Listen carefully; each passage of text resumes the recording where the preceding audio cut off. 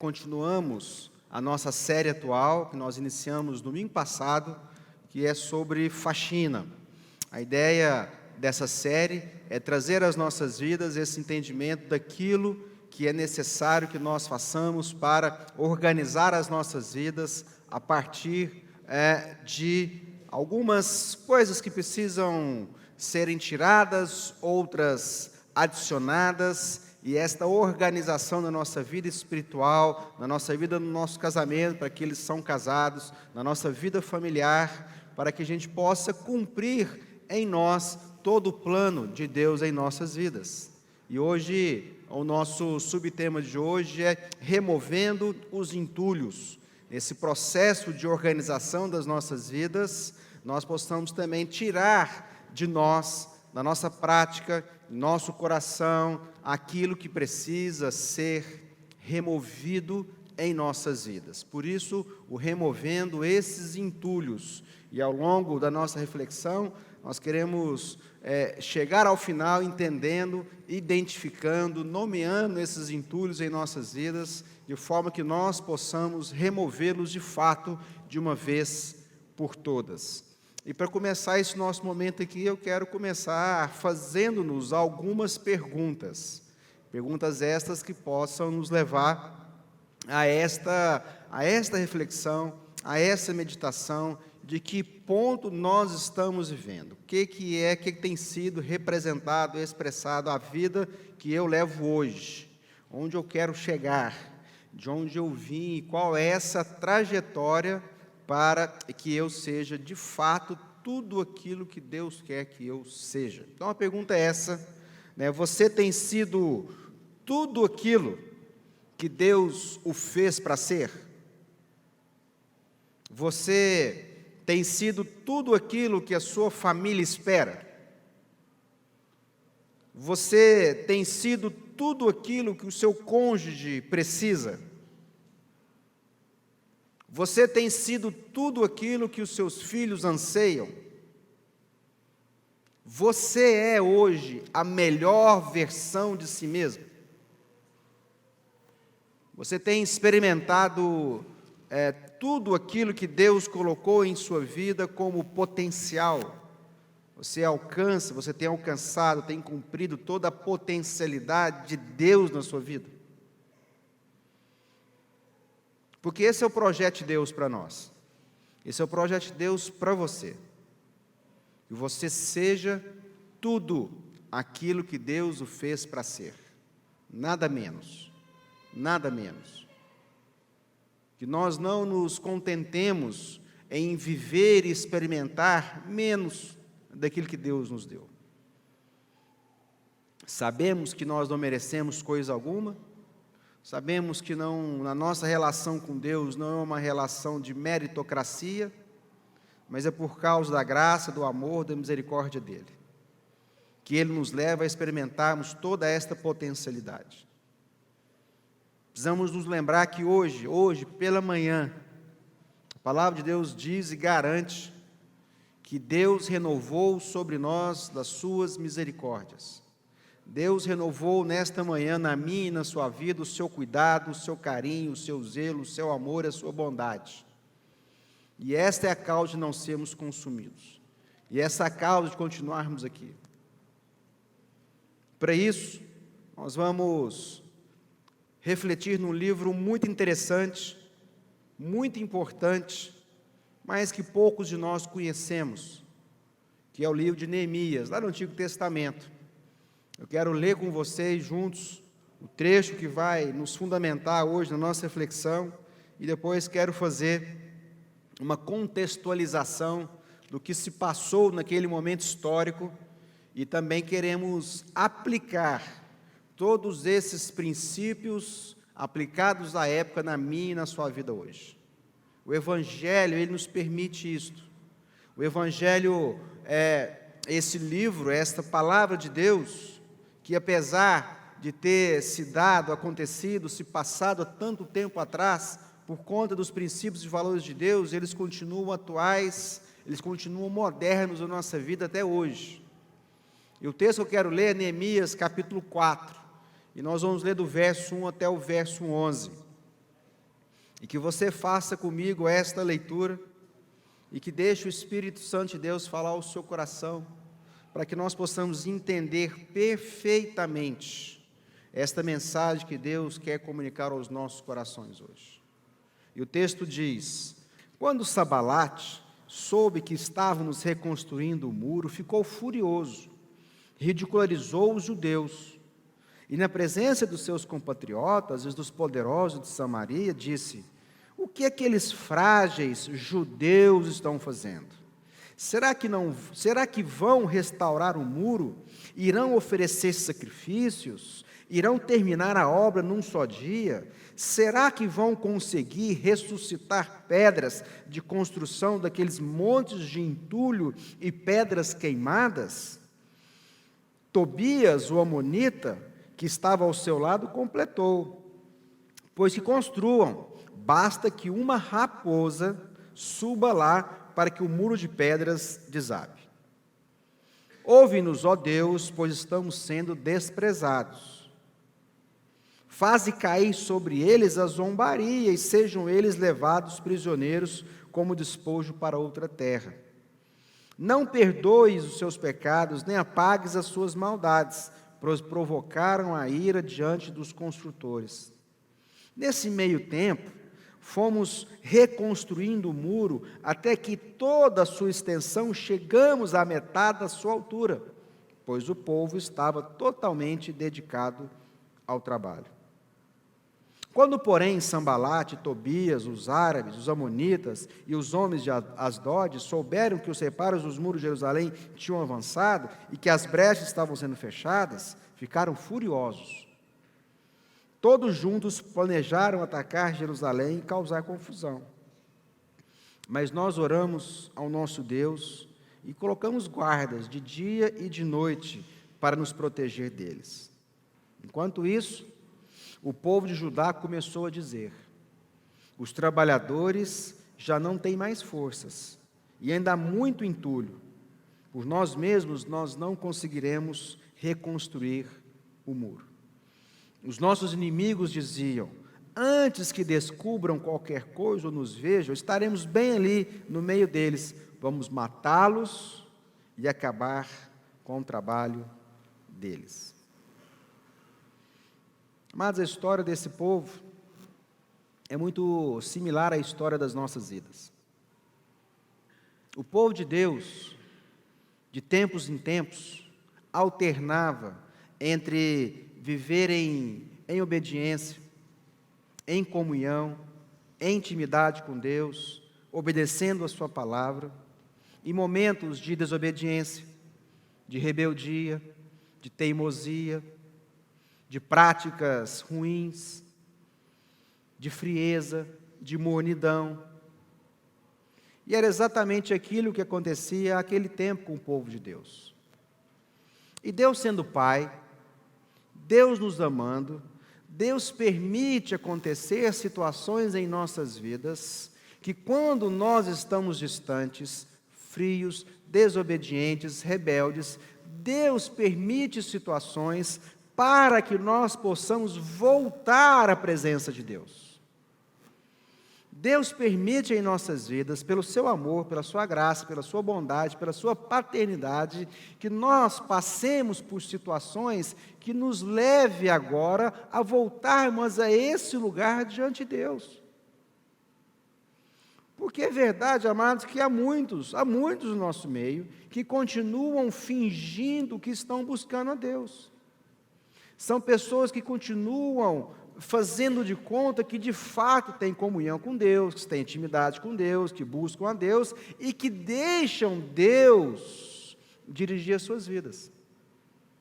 Porque a nossa relação com Deus não está pautada simplesmente naquilo que Ele pode fazer por nós, mas na nossa escolha de vida para vivermos para Deus.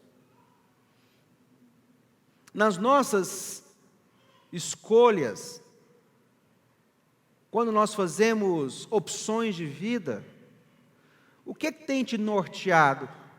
Qual a inspiração que nós buscamos para tomarmos decisões em nossas vidas? Nós buscamos aquilo que é o meu sentimento, aquilo que eu posso alcançar benefícios, eu posso oferir vantagens. Eu vou buscar no guru da moda, eu vou ler a nova metodologia de gestão. Onde está a fonte da minha inspiração para ser dirigido na minha vida? Quem te guia, quem te orienta, quem te instrui? É Deus? É a palavra? É a oração? A oração em nossas vidas tem sido a última opção ou a primeira atitude? Então, quando nós paramos para refletir, nós percebemos que muitos de nós, na maioria, amados, estamos fazendo de conta que temos intimidade com Deus, que buscamos a Deus, temos comunhão com Ele, que estamos fazendo a vontade dEle e que somos todo o potencial que Ele nos fez para ser. Mas Deus sendo Pai, Deus nos amando, Deus sendo bondoso como Ele é, Ele tende sempre a nos trazer a Sua presença novamente. E era exatamente aquilo que aconteceu com o seu povo. Eles estavam desobedientes, eles tinham líderes maus, reis tiranos, déspotas, e o povo estava longe de Deus. E Deus permite que uma outra nação invasora invada, conquiste e destrua Jerusalém. E esse povo foi levado, o povo de Deus foi levado escravizado para a terra da Babilônia, que era então a nação hegemônica à época.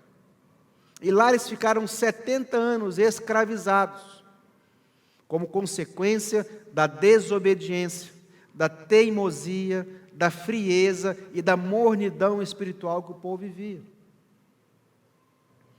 Mas Deus é bom, Deus é Pai, e Ele permite que uma outra nação, os medo-persas, conquistem os babilônicos, de forma que o rei persa conceda que os judeus voltassem para Jerusalém, para reedificarem a sua cidade, para reedificarem o templo, para repetirem as escrituras sagradas e reconstruírem os seus muros. E são essas 3 etapas que aconteceram de verdade à época, que nós queremos hoje aplicar como uma figura de linguagem em nossas vidas, na nossa vida espiritual. A história diz que eles foram levados para a Babilônia, por 70 anos ficaram escravos, 70 anos depois, Deus então envia o povo de volta, parte do povo de volta a Jerusalém, na liderança de um homem chamado Zorobabel. E a função desse homem era reconstruir o templo em Jerusalém. 56 anos depois, ele envia um outro homem chamado Esdras, que tinha como responsabilidade repetir as Escrituras para o povo de Deus que já havia esquecido. E 19 anos depois, eles enviam na liderança de Neemias para a reconstrução dos muros de Jerusalém. E são essas 3 etapas espirituais que eu quero tratar com vocês hoje. Primeira etapa, amados, a reconstrução do templo. O que o templo significava naquela época? A presença de Deus. Hoje, a Bíblia nos diz que Deus não habita em templos feitos por mãos humanas.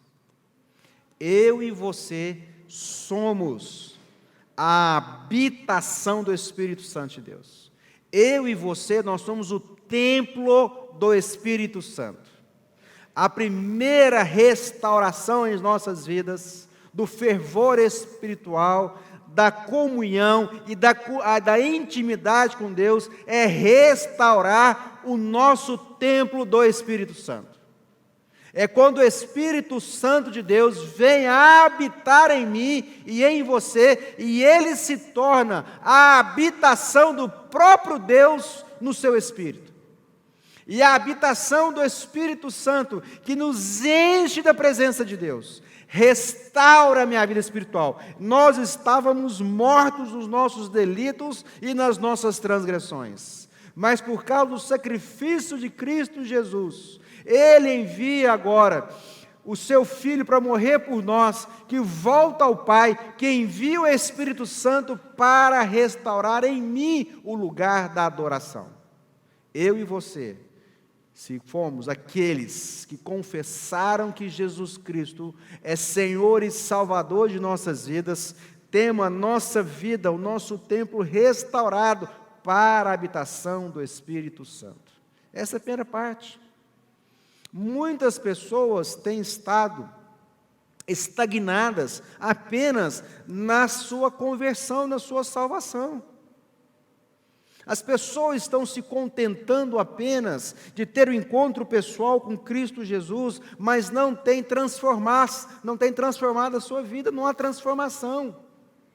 Quantas pessoas nós conhecemos que tiveram de fato um encontro com Jesus, mas as suas vidas não mudam, é a mesma coisa. São as mesmas coisas sempre, não evolui, não progride. E a nossa vida com Deus, amados, ela tem que ser constante, permanente e progressiva.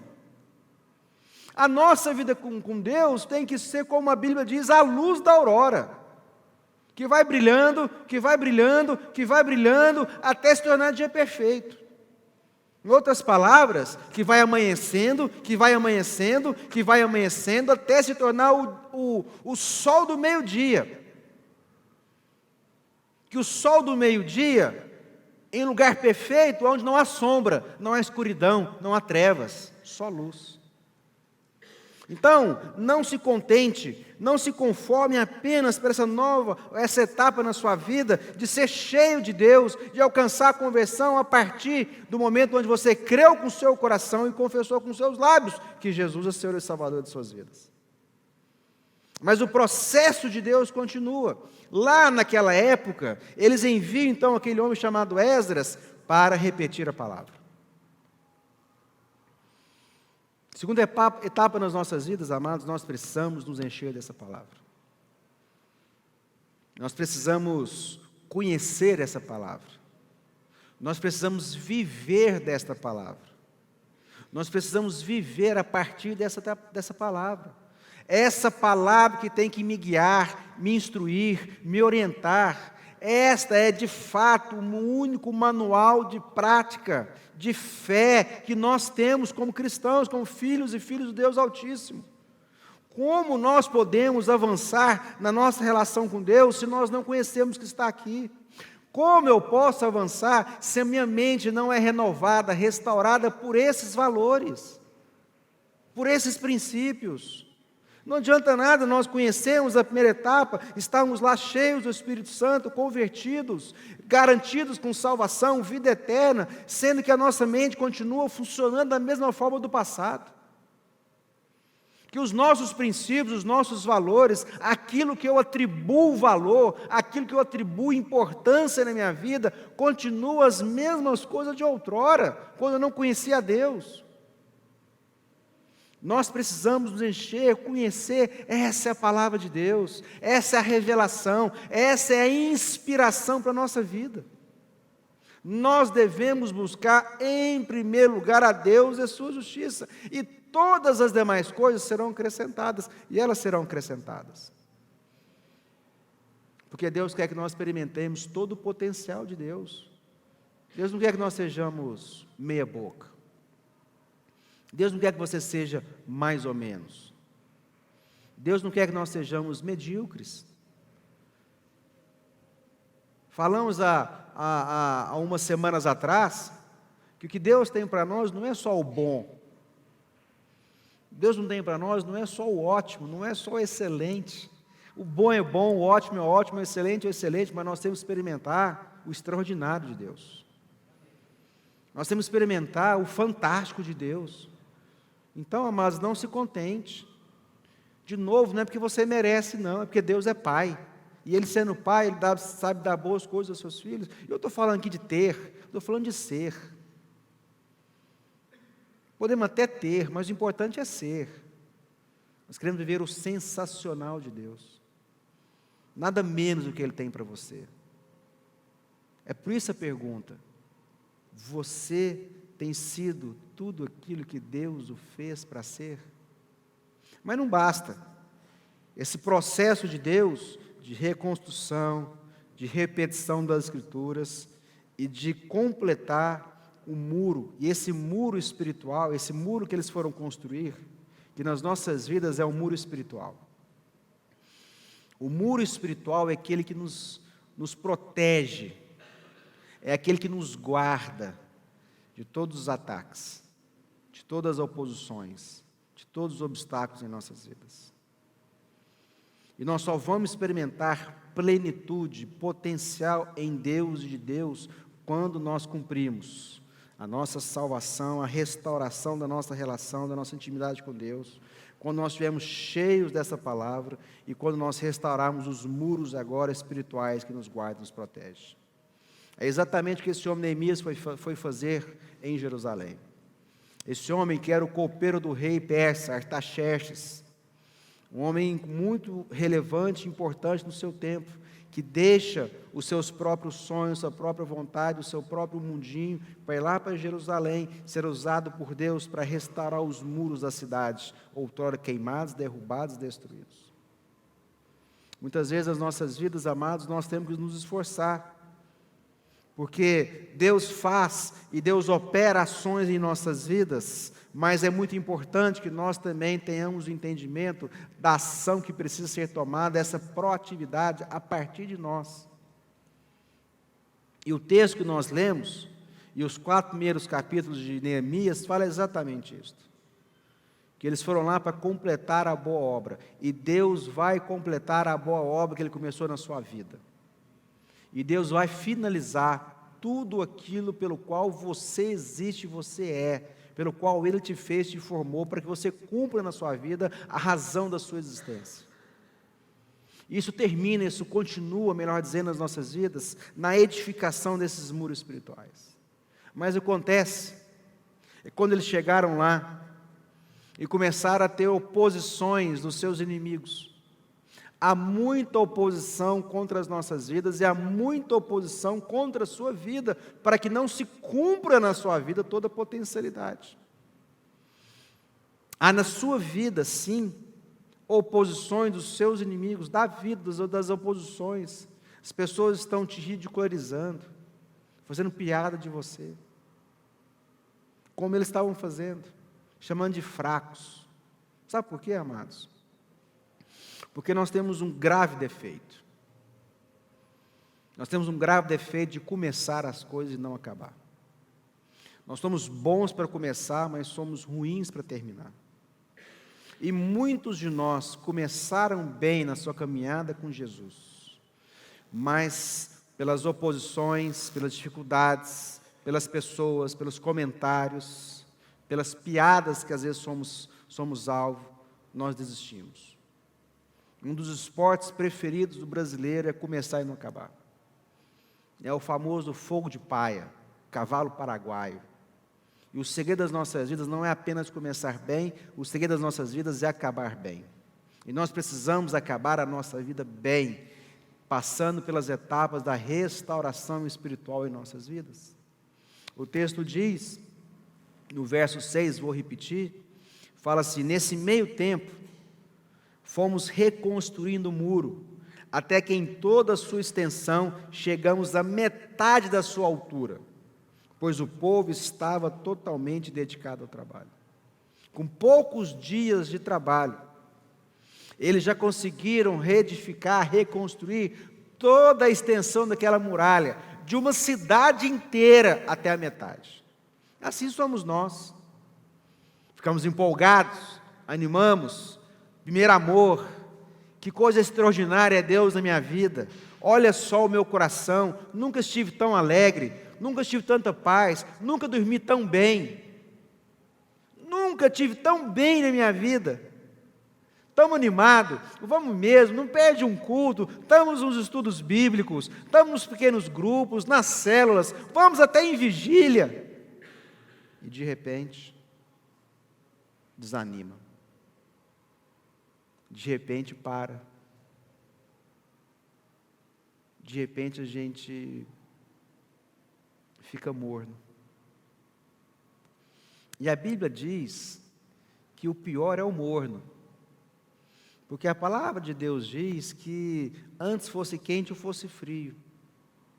Porque o morno é aquele que faz de conta. O morno, a Bíblia diz que Deus, o Senhor está dizendo, é a Bíblia, que Deus vomita.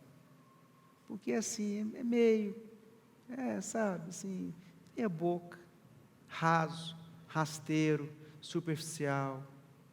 Mas está bom. Está bom. Está nada, amados. Está bom, não. Você é muito mais do que isso. Você tem muito mais dons, talentos, chamado, vocação. Você tem o Espírito Santo de Deus habitando em você. Você tem a habitação do próprio Deus em você. Por que nós estamos desperdiçando isso nas nossas vidas? Por que nós estamos lidando com isso como se fosse barato? Nós precisamos completar a boa obra em nossas vidas. Eles estavam lá animados, poucos dias, metade do muro edificado. 4 versículos depois, no versículo 10, o texto nos relata o seguinte: enquanto isso, o povo de Judá começou a dizer: os trabalhadores já não têm forças, e ainda há muito entulho, e por nós mesmos não conseguiremos reconstruir os muros.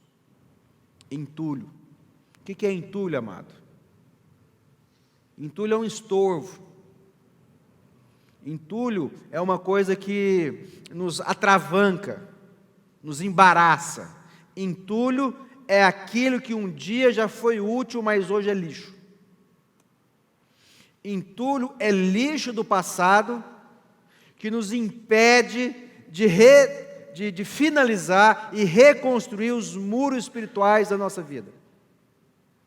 E os entulhos não é lixo orgânico, porque lixo orgânico fede, e se fedesse nós tínhamos jogado fora já. Entulhos são coisas que eu e você nos amoldamos. Entulhos são coisas nas nossas vidas que nós nos acomodamos. Entulho é nas nossas vidas aquilo que nós nos conformamos. E eles estão lá. E tem muito entulho nas nossa vida que nos impede. E nós estamos lá, de voltinha neles. 142 anos se passaram quando os judeus de Jerusalém foram invadidos pelos babilônicos até a reconstrução dos muros. 142 anos. Já havia entulho para todo lado. Já havia entulho na rua. Já havia entulhos dentro da sala. Já havia entulho nas portas das casas. E ninguém se deu o trabalho de removê-los. É como se houvesse montanhas de entulho e as pessoas na sua caminhada, na sua vida, na sua jornada, ao se deparar com os entulhos, em vez de removê-los, dava a volta. E tem muita gente com entulho na vida que, em vez de encarar e remover e jogar fora, dá a volta. Como eu disse no começo, são coisas do passado, forma de pensamento, forma de entendimento, princípios antigos, valores arcaicos do passado, do pecado, do velho homem e da velha mulher. Falta de perdão, ressentimento, práticas, atitudes pecaminosas, comportamentos inconvenientes, isso é entulho nas nossas vidas. Não podemos pensar que nós vamos completar a boa obra de Deus nas nossas vidas se esses entulhos continuarem lá onde eles estão e onde eles estão por muitos anos. Que ninguém quer mexer com eles. Enquanto nós não nos dedicarmos a remover, a faxinar as nossas vidas, o nosso casamento, a nossa família, o nosso trabalho, a nossa profissão, a nossa vocação, enquanto nós não abordarmos esse assunto de faxinar definitivamente e remover de uma vez por todas esses entulhos, nós vamos continuar vivendo essa vida sempre parcial. Essa vida que não, ela é boa, mas não é ótima. Ela é ótima, mas não é extraordinária. Porque eles estão lá. E eles precisam ser retirados, removidos da sua vida. Eu não sei quais são os entulhos que estão lá e precisam ser retirados. Eu peço a Deus para que Ele me revele quais são os meus. E eu peço a Deus hoje que Ele revele a você quais são os seus. Para que você seja curado. Tem muita gente que tem tratado entulho como estimação. Esse é meu, eu amo meu entulho, deixa ele aqui, para que ele me lembre que um dia já fizeram mal para mim. Deixa eu lembrar da minha vingança. Deixa eu continuar dessa forma de pensar. Deixa eu continuar com essas práticas do pecado. Afinal de contas, não, amado, chega de fingir, chega de fazer de conta. Seja esse homem de Deus, essa mulher de Deus que Deus quer que você seja. Seja tudo aquilo que Deus te fez para ser. Não se conforme, não se amolde. As pessoas estão amoldadas aos entulhos da vida. Deus nos chama para restaurar o nosso lugar de adoração, o nosso templo, que somos nós. Se você teve encontro pessoal com Jesus Cristo, se você creu com o seu coração, se você confessou com seus lábios que Jesus Cristo é Senhor e Salvador de sua vida, então você está nesse lugar. E você andou, progrediu, constância. E você se enche dessa palavra sempre. Você se enche dela, você conhece a palavra. É ela que te guarda. Mais do que isso, ela que dirige, que te orienta, que te instrui. A sua vida, a minha vida, a nossa vida, tem que ter esse livro, essa palavra, como aquilo que nos impulsiona. Aquilo que é resposta para as nossas orações e aquilo que é resposta para as nossas dúvidas no momento de escolher e tomar decisões. Mas mais do que isso, que nós possamos fechar esse ciclo agora, nos protegendo de toda a oposição com esses muros espirituais. Como? Removendo os entulhos, as coisas do passado. Abra mão, se livre, jogue fora. Jogue fora. Não se conforme, não se adapte, não se amolde com esses entulhos na sua vida. E é isso que nós queremos orar hoje. Nós queremos orar pela sua vida. Nós queremos batalhar com você hoje. Que Deus possa, através do seu Espírito Santo, te revelar quais são. E que você tire da sua vida. Que você experimente o novo.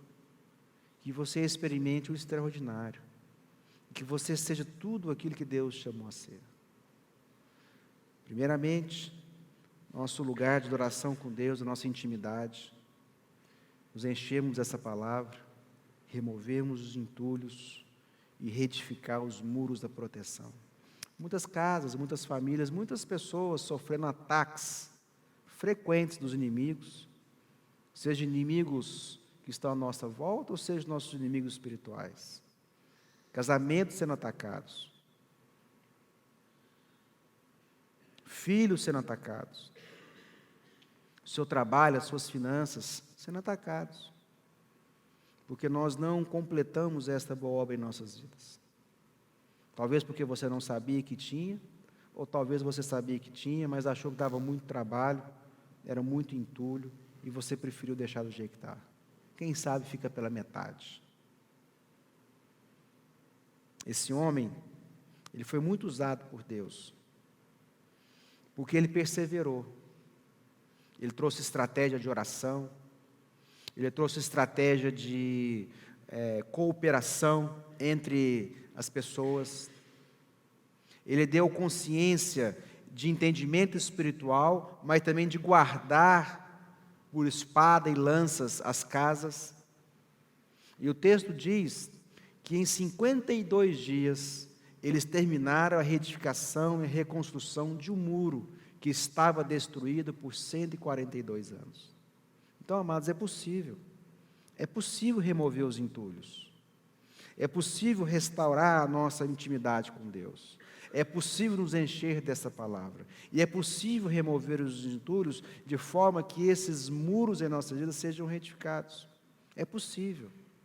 52 dias a edificação de um muro de toda uma cidade, uma muralha, com as suas portas, com as suas torres, com tudo mais. Na minha vida, na sua vida espiritual, isso é possível também. Isso é possível quando eu e você tomamos essa decisão. Isso é possível quando eu e você tomamos a decisão de remover tais entulhos e reconstruir esses muros em nossa casa, na nossa família, na nossa vida.